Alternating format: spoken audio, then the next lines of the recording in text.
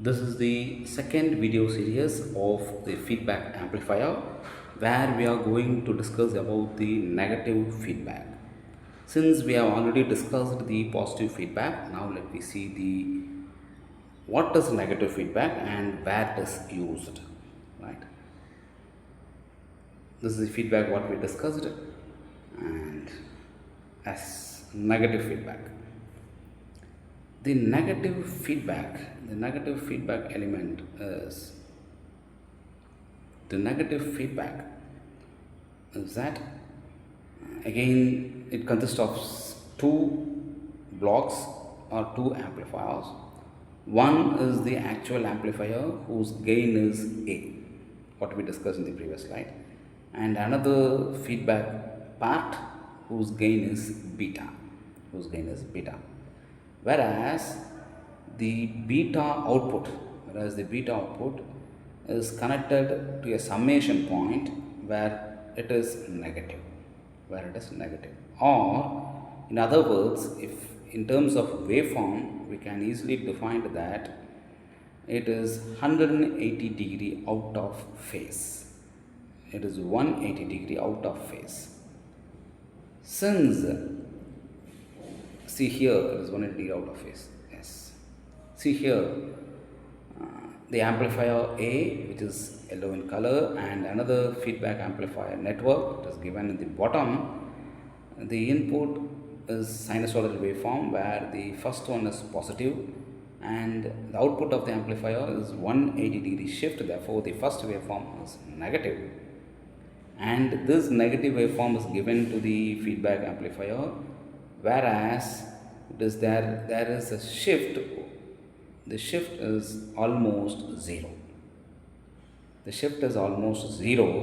Therefore the output remains same in the feedback network, which is connected to the input terminal. Feedback is connected to the input terminal.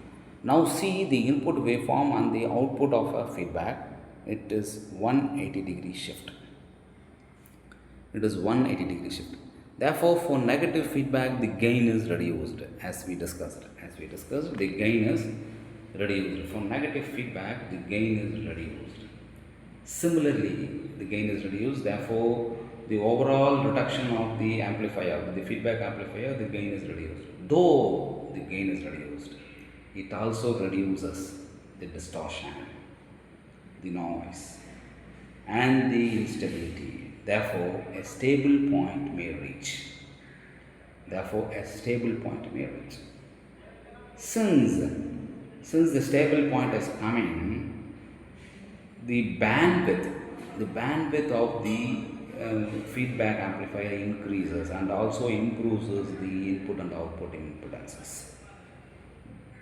Though the gain is reduced, because of these advantages, the increases bandwidth, this negative feedback is frequently used in amplification purpose.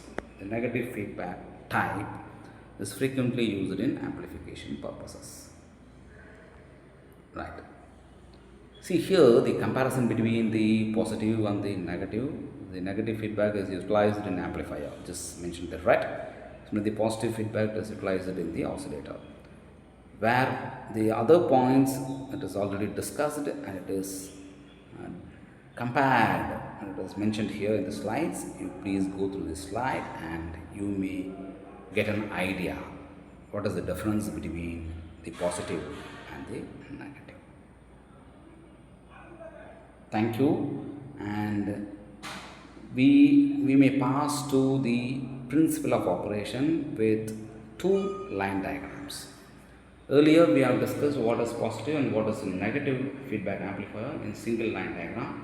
Now it is mentioned in terms of a circuit where let me assume that the Vs is the supply voltage and Vi is actually the input voltage of the amplifier with gain A, and the output of the overall amplifier is nothing but V0. Again, the V0 output amplifier signal that is given to the feedback element whose gain is beta. Therefore, the output of the feedback circuit, the output of the feedback circuit is beta times V naught. This beta times V naught, which is Vf. Vf is the feedback of output voltage. Vf equal to beta times V naught, which is given to the amplifier gain. It may be a positive or a negative, depends on the types of connections, right? Okay. Now in the next slide, let me see, next video series, let me see the relations between what is beta, what is the voltage gain A, and what is the overall voltage gain of output and something, the expressions related to beta and expressions related to gain, and what are all the types of feedback amplifiers in the next video series. Thank you for patient listening. Thank you.